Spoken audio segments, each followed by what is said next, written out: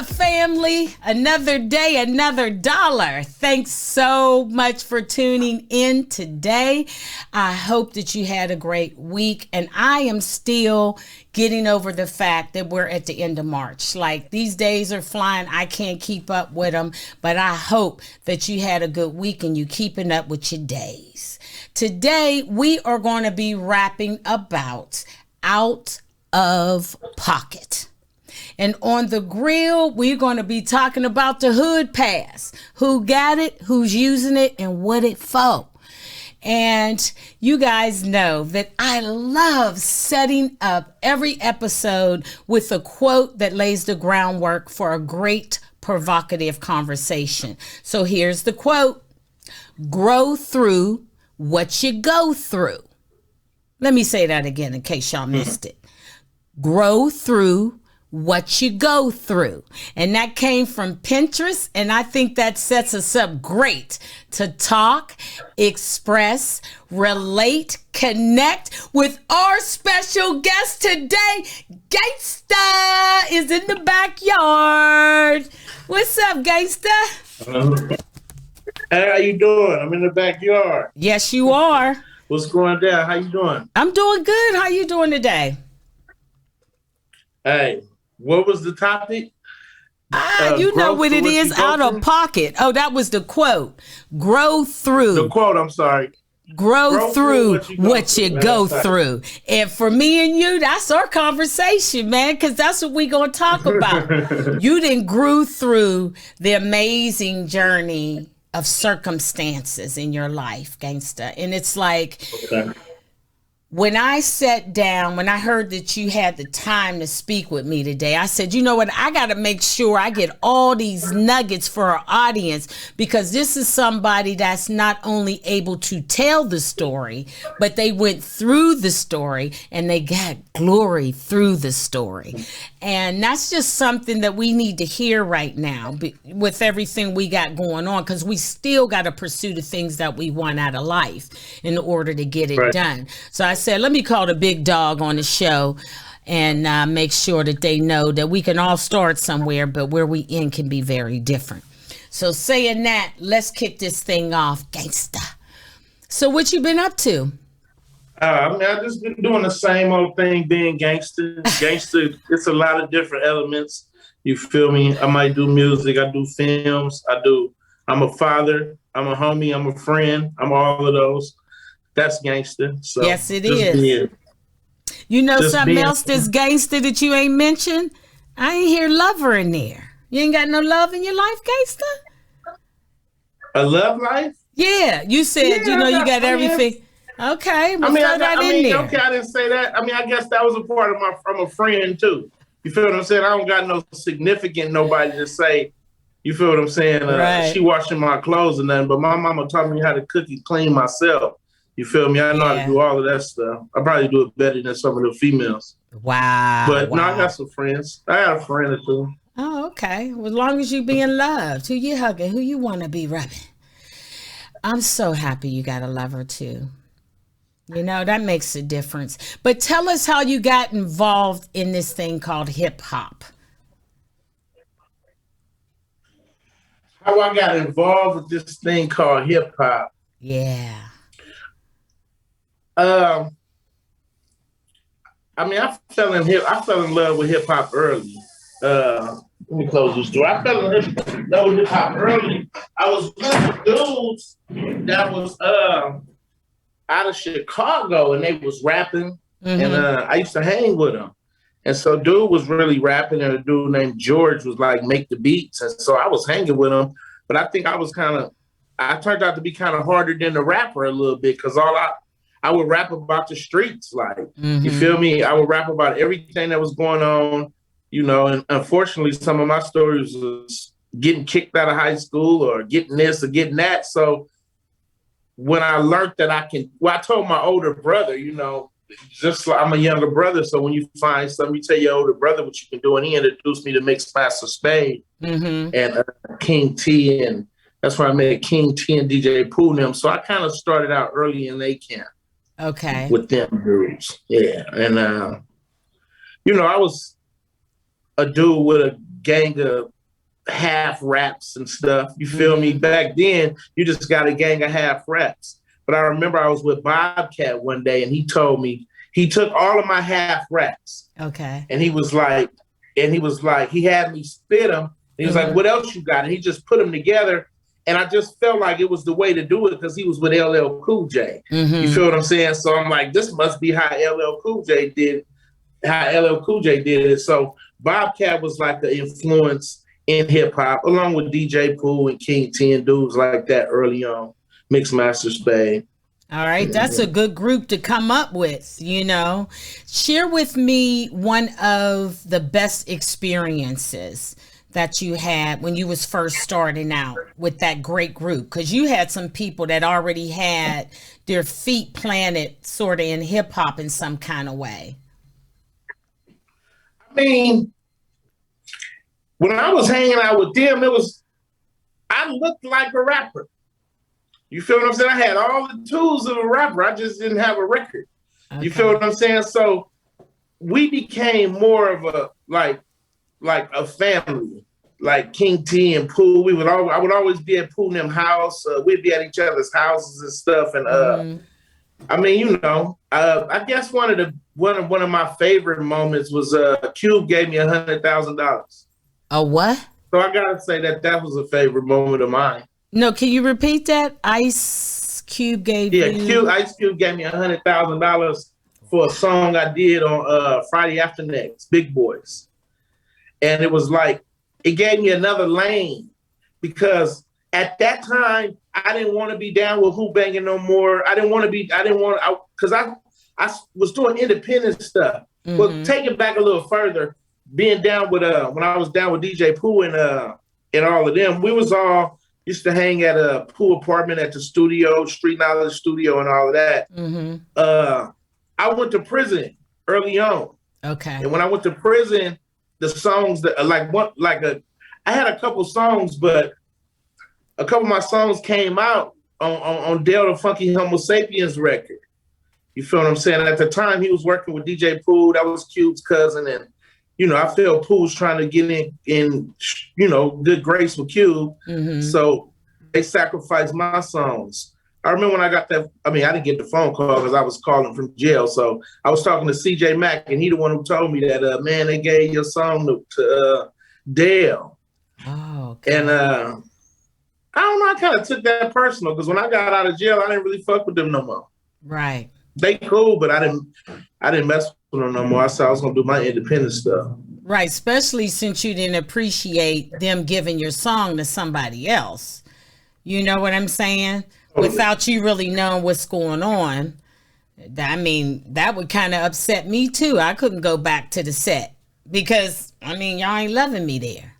You know, when I came home and all that, me and DJ Pooh had talked. You feel me? And Pooh was like, he promised me some beats and stuff like that because it was his track. But he told me I can get beats and shit from him and all that.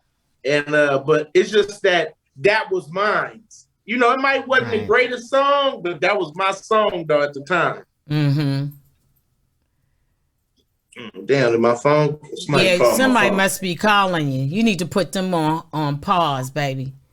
Yeah, let them know two gangsters is on the line right now. We trying to get this conversation out. So you said during that time that even though it wasn't necessarily a great song, it was your song. It was something you created. And from it was Sleeping on My Couch. It was his single. It was his first single. Wow. You feel me? That's saying something. I don't give a fuck what nobody say. My single came out. You know, it was his first single. I don't care how hard niggas he is. If my record came out as just single, that's saying something. I don't give a fuck what nobody say. Yeah. Yeah. What is it saying? When I seen your face when you said, well, you was like, oh, it was something like, damn, it wasn't just an album filler. Yeah. But in a sense, I'm glad he gave him something that wasn't an album filler then. Yeah. You know what I'm saying? Like, that would have said something like, damn, nigga, you gave him my song as an album filler. At least it was the single, I guess. Yeah. You gotta look some nightmares in hip hop, for real. I had some nightmares in hip hop, really. All right, share one of those nightmares. I mean, that's already a nightmare, but does it get any hairier than this? Is there another nightmare you want to share? I mean, you done lit one up. Let's get comfortable here. It can, after that, I came home from prison. Uh-huh. I came home from there, and then I was just going to do independent. I was going to do my own stuff. Right. You feel me? I did my own record. I mean, what it was I left a drum machine. I had an SP 1200, and I left a drum machine with Suede. Mm-hmm. Suede was a producer that was in the DJ Pooh camp, but he had did Brent record. He just broke away from the camp for whatever reasons.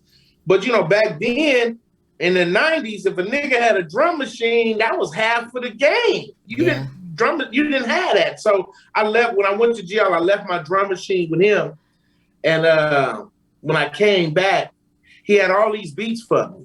Mm-hmm. You know what I'm saying? Sway did, and he had all these beats for me. We just started. I was like, I'm gonna do my independent stuff out the trunk. I had a record called "Want It." Mm-hmm. I was selling it out the trunk. This was before the Comrads. Mm-hmm. So I went over there to Pooh, but it was basically the same thing. Mac 10 was over there at the time. Mm-hmm. Mac 10 was over there with Pooh them at the time when I got back, and I was just trying to be ruthless, another ruthless, to be honest with you. What'd you say? You was just going for the all-out ruthlessness at I that was point. going for it. I ain't lying. I was going for it. I wish I would have kept doing that. I wish I would, and sometimes I wish I would have kept on out the trunk, because deals kind of give you some false hope. Yeah, they do. You feel what I'm saying? Deals kind of give you some kind of false hope. And so at least when I was out the trunk, you know, I was getting little shows and shit, but it would have built from there though. Yeah. You know, but you know, the hoop banging shit, all of it was lessons though. I got a book I got called Hoop Banging. Mm-hmm. Somebody text me saying, well, I'm giving this for free. I ain't giving this for free. I was just saying, yeah, a little podcast. You just so much kick back. Right. But, tell them don't interfere with our business. They don't know our relationship. Well, so tell them to call you back.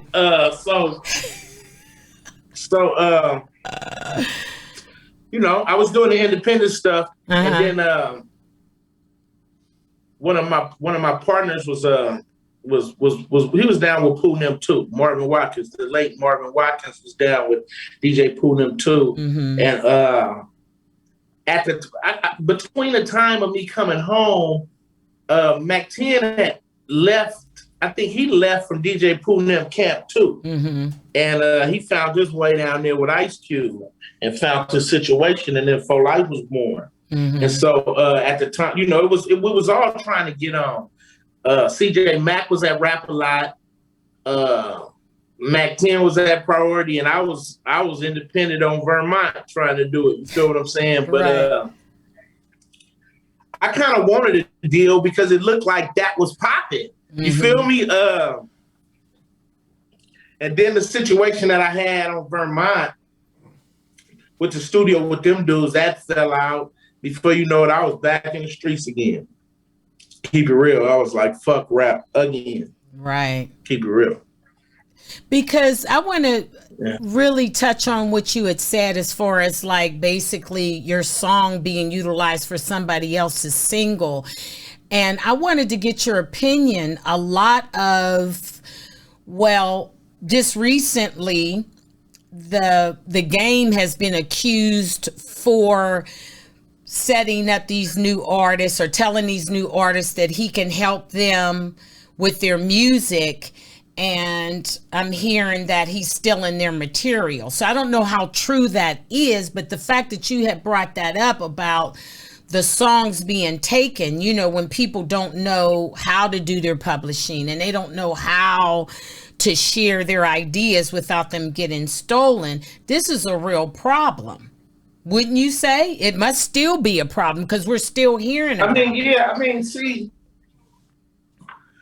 when it happened to me back then, I didn't know what publishing was. Mm-hmm. The ideas was coming so fast because I was moving fast. you know, I don't really know the situation with Game in there. You feel me? For me, Game is an MC. I don't think he got to steal that shit, to be honest with you. Yeah. I mean, to me, he didn't, I didn't seen him, I didn't heard enough from him. I might have heard 100 bars. Wasn't nobody saying he was stealing shit when he did 100 bars. Yeah. So shit, you know, so I think he's an MC.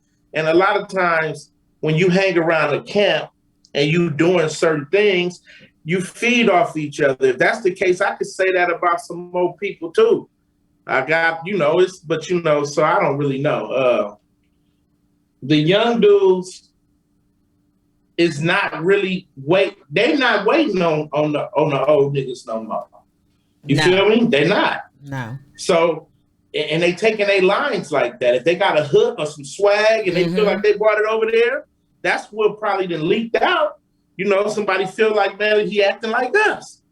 You know, so we got a lot of that shit too. We had that in hoop banging, but we didn't just speak on it back then. We was like, fuck it, we're gonna do something else. Right. Instead of getting to the point. Yeah. Instead of getting into that thing where that's mine. It's different now. You know what I mean? It's a lot of rules being broke. Like it's a lot of rules being broke. You feel me? Like, you know, if I wrote some shit and motherfuckers told me don't say nothing, I wouldn't say nothing. You paid me, I wouldn't say shit. Right. You're supposed to keep that shit under the hat, I thought. You know? But now everybody's talking. And just to say, in your opinion, how has hip hop changed since when you got in the game? Let our audience know first before you answer the question. Man, how long have you been in the game now? 30 years? Man, I've been in hip hop about 25 years. Okay. And that's just me guessing. But it'd be easy for me to say. I was at a meeting one time somebody had with KRS-One, right? And I was just on the couch in the meeting, and KRS-One was saying how he's sensitive about hip hop, right? I was younger. I didn't pay. I was young. I was wild. It was funny to me. Like, what the fuck is he talking about? You feel me? He was talking about graffiti and subways and all that. It took me till some years ago to get the passion that he has. You feel me? I hated hip hop until I went to prison and I linked on hip hop. You feel what I'm saying? The last time I went to prison, I linked on hip hop because I lost one of my loved ones. I hated rap because what rap done. Rap gave me rap came to me like a sheep in wolf's clothing to me. You feel me? I have a lot of situations where I'm like, oh, they did that song to up this song. You know, it was a lot of little politics probably was playing when I thought it was just rap music, but it's not just rap music. You feel what I'm saying? So I didn't really like it because rap was my way out the streets. And then after rap, I was back in the motherfucking streets again. So that's like going on a mission with a nigga that was lying. So you feel what I'm saying? It ain't no different than the contract or the nigga said we going to hit this lick and it's over here. It was promises made, you know, I don't really know. Like, so, but then I fought myself because I say I wasn't riding coach until I started rapping. You feel what I'm saying? I was riding first class until I started rapping. So and it could be partially our fault because once you got it, Nefertiti told me this a long time ago too, but these was lessons people were trying to say, but I remember them. You feel me? So they kind of stuck out. You know, she was like, you have a machine. Do whatever, long as when you got that machine, you got to do everything. You feel what I'm saying? And we was just like, we got a deal. We don't work the records. We got these motherfuckers work the records. If they don't work the records, we gonna cuss them out. You feel what I'm saying? We was rappers. Right. When we should have been CEOs at the same time though. You feel me? Because Mac was an artist. We were all about the same kind of artists. You feel what I'm saying? Everybody wanted to be bigger artists and all of that. So maybe it was more of being an artist in the business at times or whatever. You feel what I'm saying? Yeah.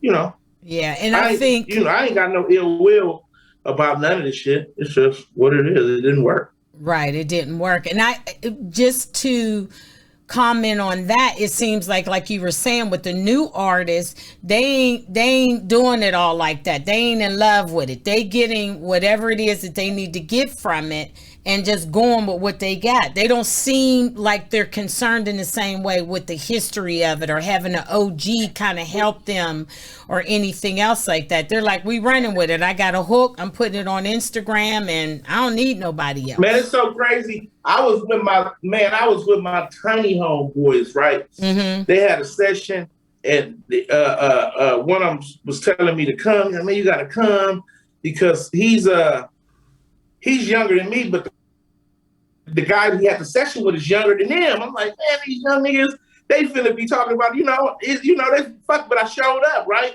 Right. And so I'm a motherfucker that's gonna sit at the round table when there ain't no boss there. Mm-hmm. You feel me? I done had Fruit Towns in the studio with front enemies in the studio with me. But this right here is the safe haven. The studio is the safe haven. Nigga, y'all better not, if y'all want to go gangbang, we can go gangbang. Right. If we don't have to gangbang here, we can go where it's at. So that's the safe haven and try to put people on and different shit like that. But yeah, what was I saying? Man, I lost my train of thought right there. Well, it was that hit you made. But what I wanted to know, like when you said that you were gangbanging, truthfully gangbanging, right? And so how was that from gangbanging to get into rap music? Was it an easy transition because gangbanging and sort of rapping was going together at the time you was sort of getting in it? It's different. It was different then. When we was gangbanging and we wasn't acting like we was hiding the violence. Oh, okay. We was trying to be rappers. You feel what I'm saying? Right. It wasn't cool to say that shit then.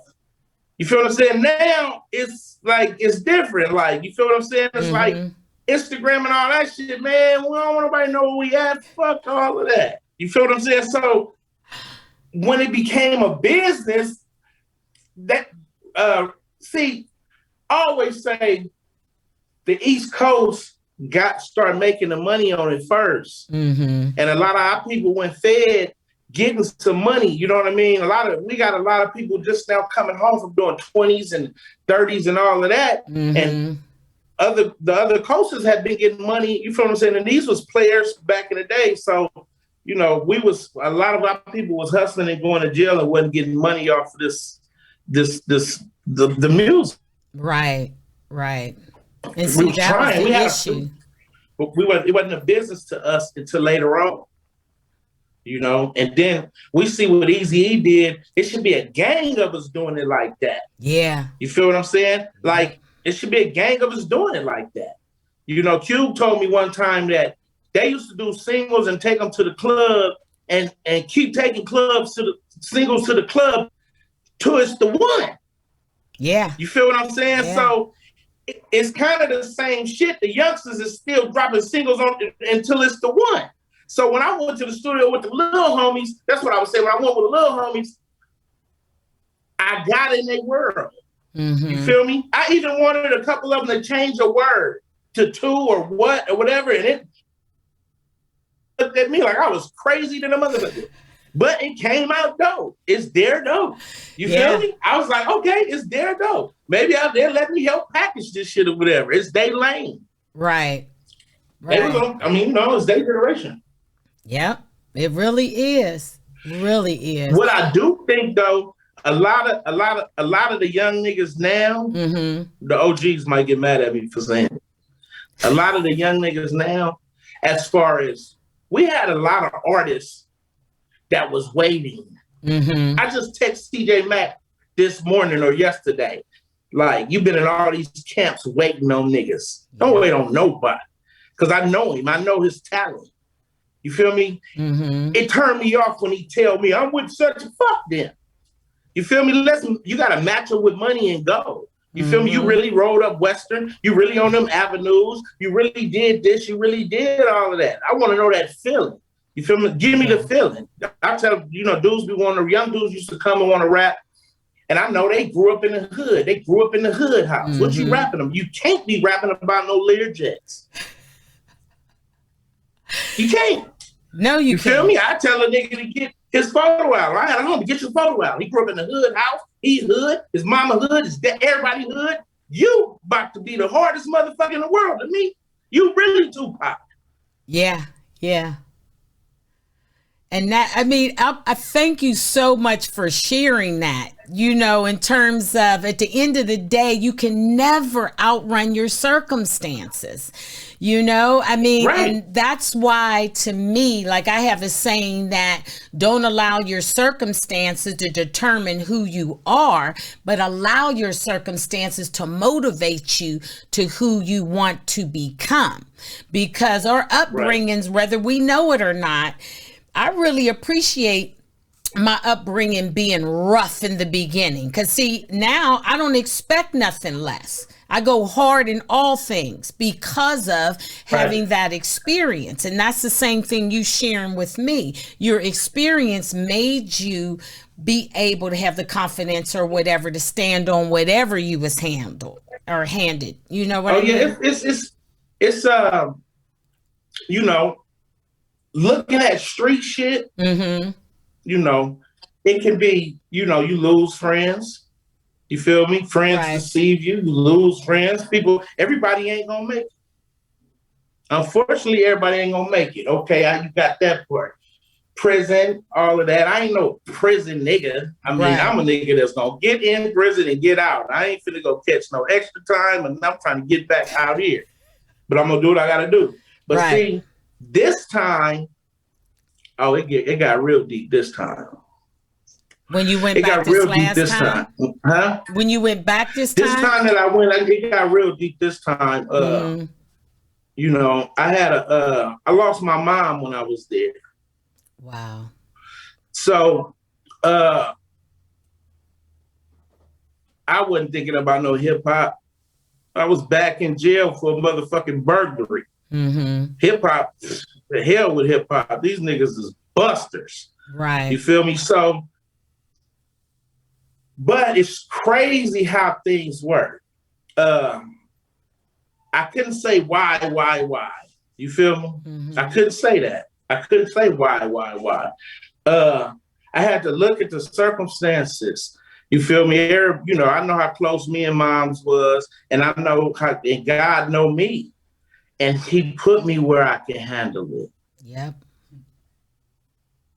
I had to get stronger like that. So that brought me back to hip hop. Them dark nights, hip hop never changed on me. The people that handled it might have changed, but it didn't. I can still say anything I want on that. You feel what I'm saying? It's crazy we was talking about that because I never got to go to the funeral. And I just did a song and my son wrote a treatment. He said, have your own funeral, Pops. You feel me? We ain't talking about, I ain't a bum nigga. I bought my mom houses and different shit like that. So, but that, you know, where I was though. You feel me? So, okay, fuck the executives of hip hop. Hip hop helped me with that. You feel me? It paid me something that a royalty check couldn't pay me. It got me through them dark nights. I'm seeing young niggas coming with 10 years, wishing they had my opportunity. And they taking a 10 on the chin like it ain't shit. I gotta admire them, but in a sense, I'm like, fuck, nigga. They look, you know, rap is like the Pac-10 now. These niggas can run fast and get to the Pac-12 or whatever now. That's what rap is. So we gotta, this is our culture. We gotta respect it. It's our business. Yes, you feel me? Is. You know. And our business derives out of a lot of hurt and circumstances and coming out of situations that weren't fair to us. And somehow we're expected to take all of that hurt, take all of that inequality, take all of the things that we experience and somehow forget about it and move on to the next thing. And it's just, you cannot do that. You cannot do that. We have I don't think it's to forget about, you know? I think I was reading a book called University of Success. You know? I can go complain that I'm overweight and I can't run these laps and all of that, but I got a man, it's a man in the book that's walking with one leg. That's the circumstance too. Yeah, definitely. So you got to take all that. I had 40 years. I had 40 years with moms, and I'm gonna see her again. So that circumstance gonna make me see her again by straightening up everything else. Right. So you'll be ready for the moment. When they said, "Well, don't kill you, make you stronger." Yeah. I don't know when I first heard it how I felt about that. Yeah, the same thing with me. I wasn't ready for the quote when I heard it either, when I lost my mom. And what I wanted to ask you most specifically is, when you said that you was at the right place at the right time when you lost your mother, were you low-key saying to me, like, if you were on the streets, you probably would have been going back to jail in order to get out that frustration from losing your mom? Is Man, that what you that's meant? crazy that you said that. I don't know. See, I lost my father before my mother, right? Okay. And this is just my feeling, how I feel. I don't do a lot of podcasts or shows, so I'm giving it straight up to the pretty lady with the candy, what is it called? The candy paint sweatsuit. That's what I'm saying. So, Pops, like, I'm not a junior, but my father's name was Terry and my name is Terrell. So a lot of people thought I was a junior or whatever. So when my pops passed, it was the front row was my stepmother, my two sisters, me, my mom, my auntie, it was my mother and father were still dogs, even though they wasn't together. I've never in my life heard Gangsta so many times at a funeral. You feel me? And I took it hard. I'm probably crying. My brother wasn't doing that. He take it different. He's an Aquarius. You feel me? But I kept hearing him say, Pops was a gangster. You feel me? And it just woke me up a little bit. And I had to look at moms and them, and I look at my stepmother, and I look at my sisters. It was kind of like, come on, you got to pull all of this shit together. Yeah. Because it's them. You feel what I'm saying? And so I was the dude at going to the hospital. We was there. I was there. Where I probably wouldn't know the medical stuff because your parents is your heroes. They pulled through it all. So her last breath, how would I have accepted that? Because I would have been there. Yep. How would a doctor would have looked me to say it's done? How would I would have tripped probably on him out of my mind. Yeah. Yeah. You feel me?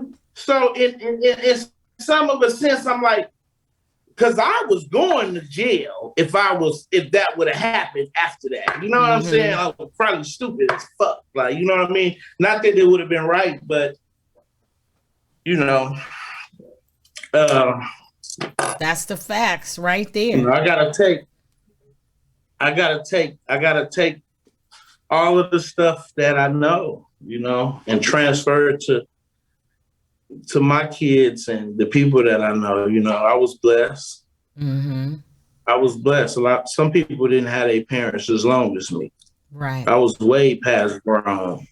You feel me? Yeah. If I was still a mama's boy, shame on me being a mama's boy in your 40s. But I had them.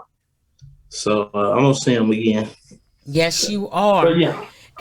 But as far as hip hop goes, I got stuff with Roddy Ricch. I got stuff with a lot of people. I just runs into people. You feel me? I probably should be an A&R. That would be a good thing for you. And you're really good about speaking from a place of truth. You know what I mean? That makes people comfortable when they come in the room. You know what I mean? They know you ain't trying to run all of that. You just coming with the facts and being able to follow up with it. That is like the best thing ever. And if we had more people that was doing what I love about the young niggas, I got young niggas in Vegas. My son's a young nigga that produce and rap. I got homies, fly hitter, they sell clothes. I don't try to sign them. They'll come to me You understand what I'm saying? It's just the things that I know, the fuckery, I'd be like, oh, hold up. Nah, that's fuckery. Nah, you feel me? Yeah. If they like that and they got 100 million, they should believe in you 100,000. Yes, indeed. You feel what I'm saying? I'm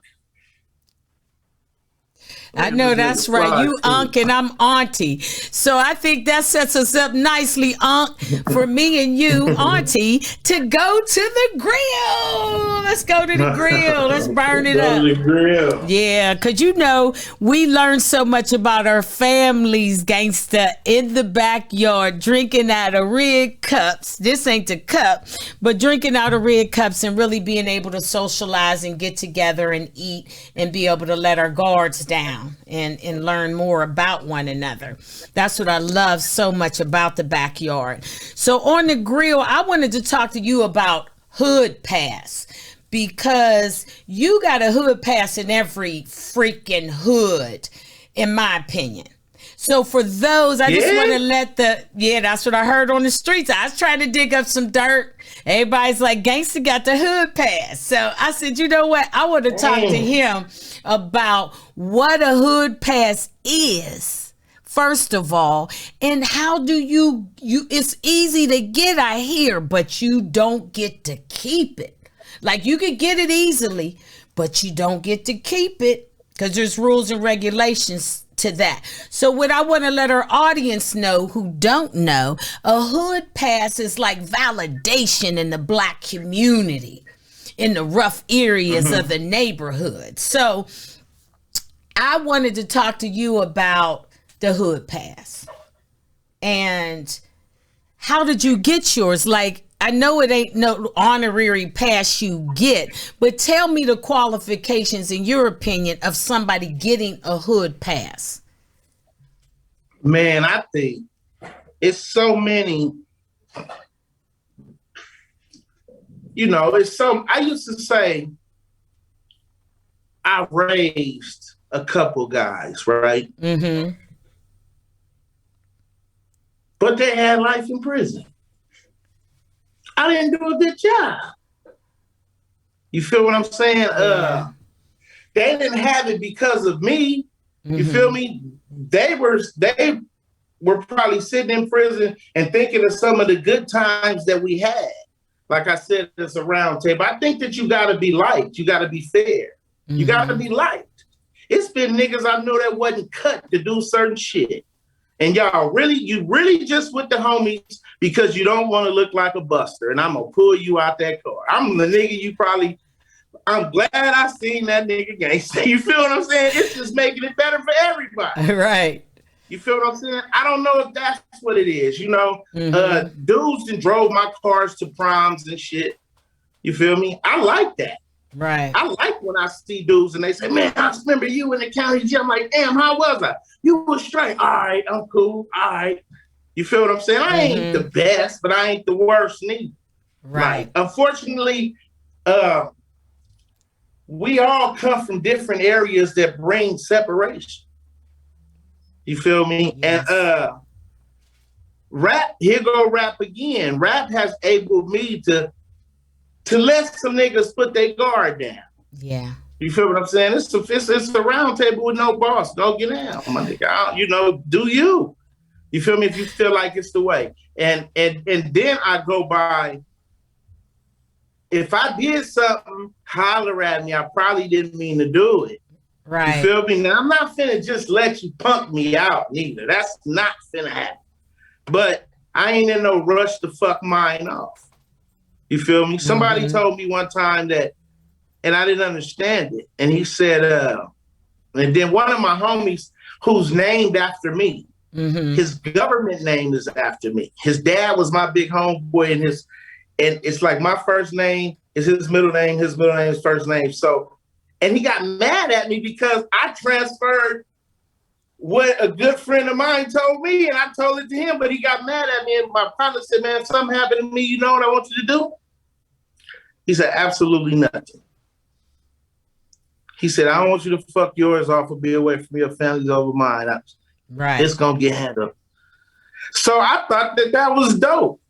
You feel me? Yeah. So, it's up to me if I want to do whatever I want to do, And so I passed that on to him. He got mad at me. I'm like, damn, sometimes you damn if you do and damn if you don't. If you don't. But man, it ain't been the smoothest ride. I got niggas that have been close as fuck to me that didn't diss me on the record. You was looking, you just didn't find the right motherfucker. He probably would have got me. But now me and him supposed to be cool. Right. I heard something today that he said he'd never diss me again. I'm like, I'm a cancer survivor too, as well. Oh, wow. You feel what I'm saying? Yeah, I'm a year cancer survivor right now. So, I think I promised to have some testimonies and I haven't had them yet, Yeah. So God dealt me some cards to have them.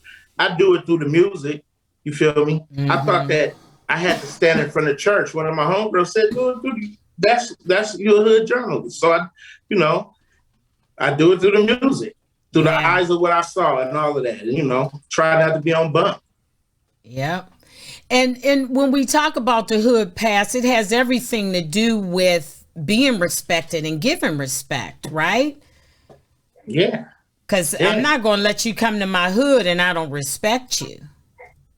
Totally. It's the respect thing. See, they used to say, an OG nigga see me out of bounds and wouldn't kill me. It would probably be a young nigga getting a name.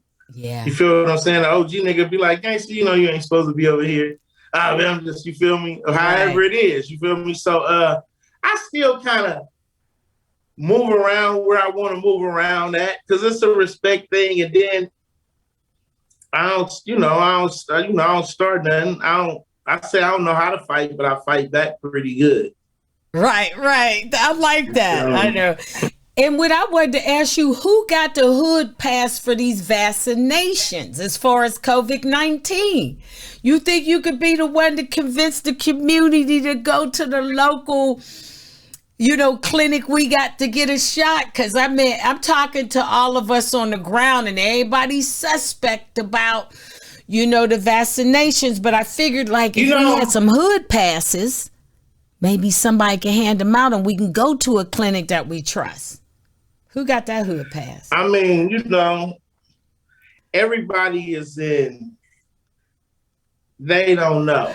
You feel what I'm saying? Everybody is suspect. I haven't took my vaccination, but I've been quarantining. Yeah. But don't nobody want to get tricked, I guess. I don't really even know what the trick is. I talk to some, I just go by, I see some CNN. I got a homeboy that don't watch nothing but CNN, and he's like, oh my God, he's like the professor right now. And he likes me, you feel what I'm saying? And so, and then one of them said they took the shot because nobody catch it, they take the shot. Right. That was the most sense that made to me. You feel what I'm saying? So I might take the shot. I'm going to take the shot, man. I mean, they done got a few poster people, that got the hood pass that then came on. I mean, Kamala Harris, she done took the shot. Obama done took the shot. Hank Aaron took the shot, but he died shortly after. So I don't know what's going on with that. But, we're just real suspect, man, because they just never did us right in our hood. He took the shot and died how he died. I don't know, but they claim it ain't from the COVID because he was much older. I think Hank was like 78 or something. And 2 weeks later, he went all on there on the news and everything saying, yeah, y'all got to go out there and take that shot. And then 2 weeks later, Hank gone. So, we already checking for that. I'm dealing with my dad right now. I'm like, you got to take the shot. And my dad telling me I'm only going to do the Johnson & Johnson because that's one shot. Where we at is either you're going to take the shot or you're going to die. You're going to die either way. You're going to die with the shot. You're going to die without the shot.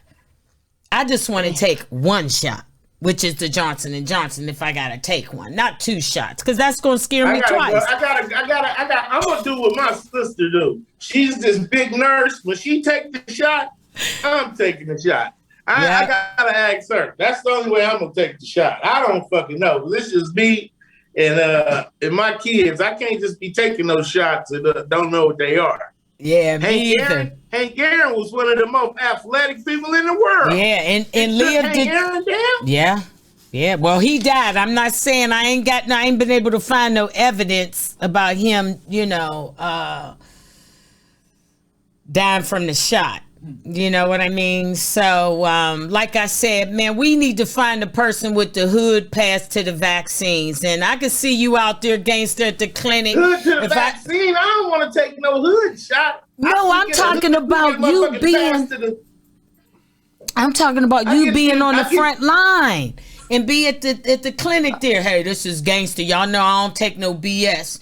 Here, y'all, we trust y'all here. Y'all take the shot here. That sound funny as hell. You gonna make them people fight me. I know. You need to be the spokesperson, man, and for the hood pass, because everybody would feel comfortable seeing Gangsta on the premises while we lining up for shots. How much they gonna pay? I don't know. I can negotiate for you to be an ambassador. Somebody is getting some money.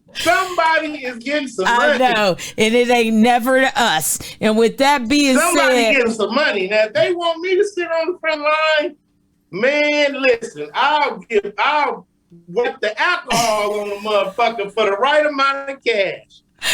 Yep. And let me just keep it 100 before we take it off the grill. You know, we already self-medicate. So folks that came up with their own vaccinations one way or another. Man. Either we blowing them or we smoking them and we drinking it and whatever. So anyway, that's it for the hood pass. And I think we burnt it up and, seasoned that. So everybody get y'all hood passes together and get that shot. And, let's move forward. So how has social media contributed in making songs superficial hits? Not like the hits you generated.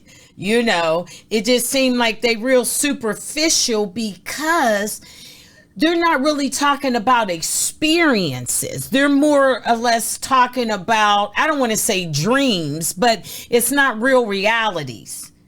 And hip hop sort of really formed out of us sharing the things that we've been through. There was truth to our method. And now, it's all about, BS more so. You looking the part, but you ain't done none of the work to be there. So tell me how you feel about that as far as social media contributing to the superficial.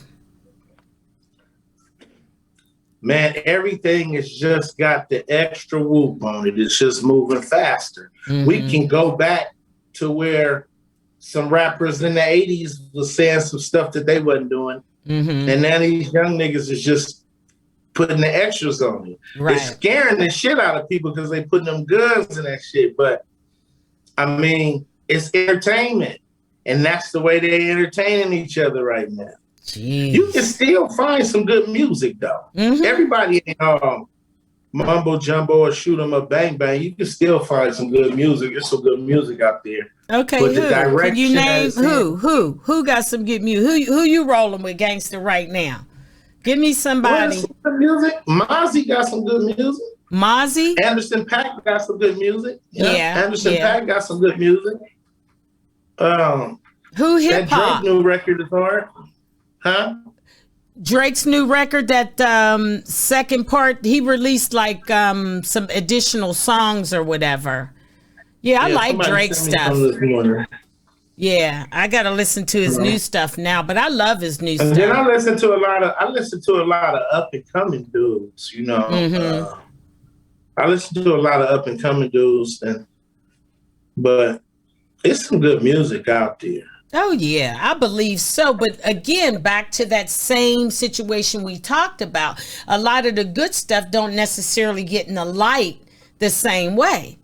You see what I'm saying? Because it just seems like the things that were feeding us, the KRS ones, the, MC Shans, those different, the Queen Latifah's, like when we had content more in struggle, the West Coast, the Dr. Dre's, when we were learning about stuff that was happening on the ground, it just seemed like we lost our street reporters, and that was the main thing that I loved about hip hop. I mean, there's some street reporters out there, but Dre don't deal with it. Yeah. You feel me? Yeah. Or he won't deal with them. You feel me? They'll definitely deal with him. Oh yeah, He don't deal anybody. with 'em. Yeah. Yeah, he didn't got that real money, that new money. So the Beats by Dre money. It's like at some point we gotta, you can't throw yourself an alley-oop. Yeah. You feel me? You a traveler. Sometimes somebody gotta throw you an alley-oop. So, we got some street reporters out there, but they don't come to the limelight. They just in their own circle. So they using the gram and they using social media. Radio don't really even. They don't even really fool with it in the same way no more. No, they don't even know about it. Did you have a chance to check out Hip Hop Uncovered on FX that was talking about Big EU and some of those cats that are considered OG in the game that's behind the scenes? Did you have a chance to check that out? Yeah, I saw some of it. I didn't see all of it.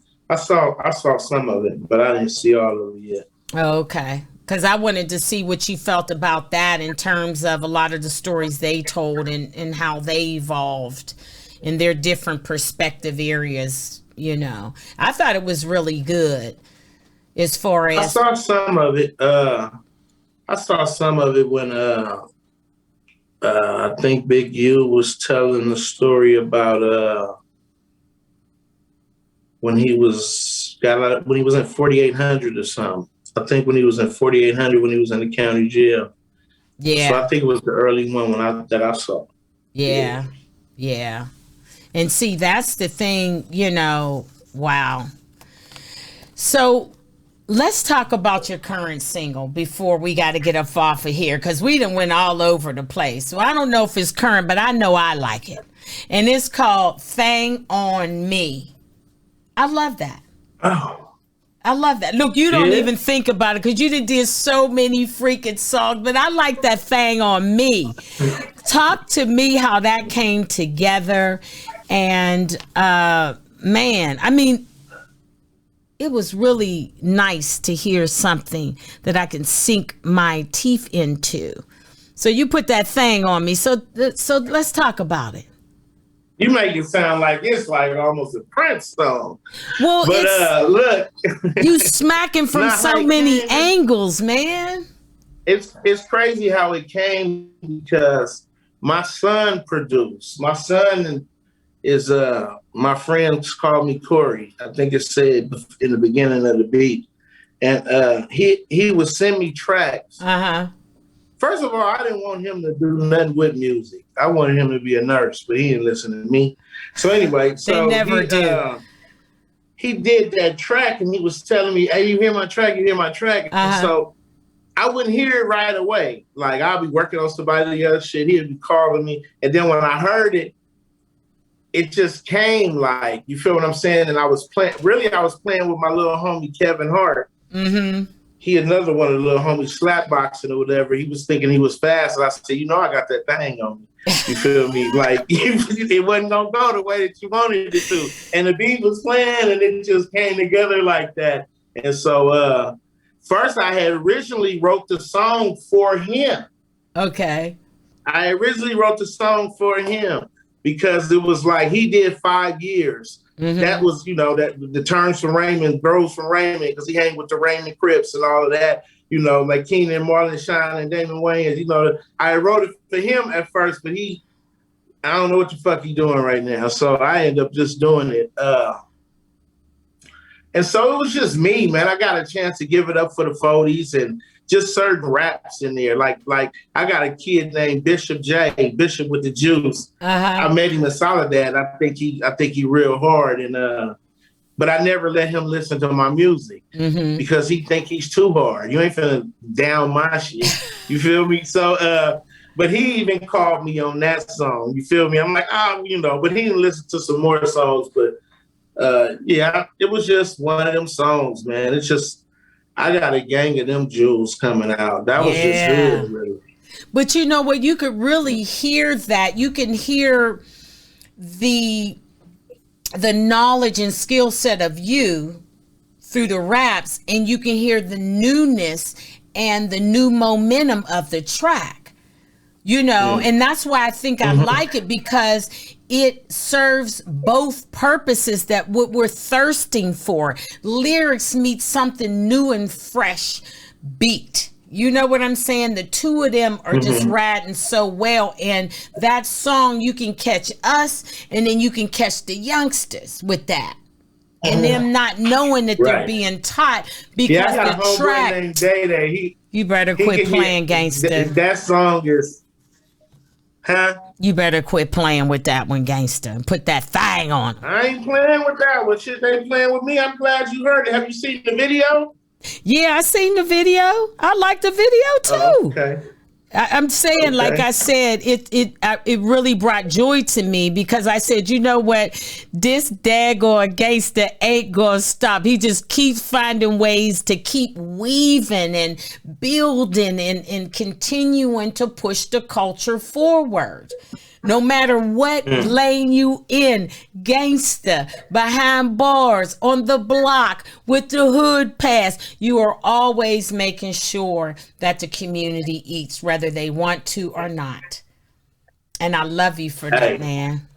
Hey, I'm telling you, I went to Minnesota where George Floyd got killed at, and shot a video right there in the cemetery. I went by myself. Wow. And I wanted to see, you feel me? And it really let me know a little something. I went thinking one thing, but I got a whole different respect for them motherfuckers in Minnesota right now. Yeah, they ride you feel hard. Because they wasn't fucking around. Yep. They was not fucking around. I seen what we did at the LA riot. I ain't saying that rioting is the way, but I'm looking at the aftermath, and shit, them niggas did some shit up in that motherfucker, I'm telling you. They got that right, and I'm so glad they did. You know, to show that we could protest, get our story across, and it ain't all got to be about the violence. You know what I mean? We let them show their ass, excuse my French, January 6th. So don't be talking about the black culture. We don't know how to do nothing but fight, fight, fight. They showed you how to fight. They was taking folks out. So they always make it look like we all the ruckus in the world. And I'm glad today that all of this stuff is being uncovered and brought to the light. So let's talk about it what it is, And I want to know, Gangsta, how can we follow your movement? I got to keep up with you, and I know our audience do. So let us know if you got a website, Instagram, where you at? I'm on Heat Rock TV. My company is called Heat Rock. So all my music and mini movies and films that I pick people up from prison and all of that stuff is on Heat Rock TV. And Gangsta _Comrads is my Instagram, and Twitter is Gangsta the Comrade, and the best way to find me is on Heat Rock TV, though. That's where a lot of my content is at. Okay. Heat Rock TV. YouTube. On YouTube. Heat Y'all Rock heard TV. it. HEATROCC TV. Oh, ROCC. Okay. ROCC, yeah. All right, Gangsta. Let's go back to the quote, because this was me and Gangsta's whole conversation. Grow through what you go through. And our guest today was an example of that. And that's why I love you so much, Gangsta, because you really grow through what you have went through. And shout out to you. And shout out to our audience. Thanks so much for tuning in today to Rappers in My Backyard. The podcast is Stays Lit. Y'all see us lit. Me and Gangsta, we lit. Man. I didn't light, but Gangsta lit for us. And that's why we stay lit. And we all about relationships here, music and entertainment. We trying to form relationships so we can learn and grow through each other. And make sure you subscribe to our YouTube channel and hit that bell. Quit playing with me. Y'all see me working. That's the only way you're going to find out about content that the OGs is dropping. And like he said, he don't do no podcast. He did this specifically so we can tell y'all how to get that hood pass. So y'all need to tune in to us. We planting seeds in the yard. We water them, and guess what? They grow. So if you want to grow, then you need to tune in Sundays at 2 with us. And thank you so much, Gangsta, for coming on this show for me today. Because like I said, I know you don't do a lot of all of that, but I really appreciate you doing it for us, fam. You know, you're the difference maker, man. And I want to say to our audience, thank you so much. I cannot wait to talk, express, relate, connect with all of you guys again next Sunday. And guess what? Y'all better get y'all hood passes straight, because me and Gangsta, we in the hood and we got our passes, right? Yeah, and we love you. Yep, put that thing on them. Yep, and we love you guys, and keep putting that thing on me when y'all subscribe to this channel. Love you guys, and stay up. Hood pass. Hey, hood pass. Hood pass. Hood pass. I got a hood pass.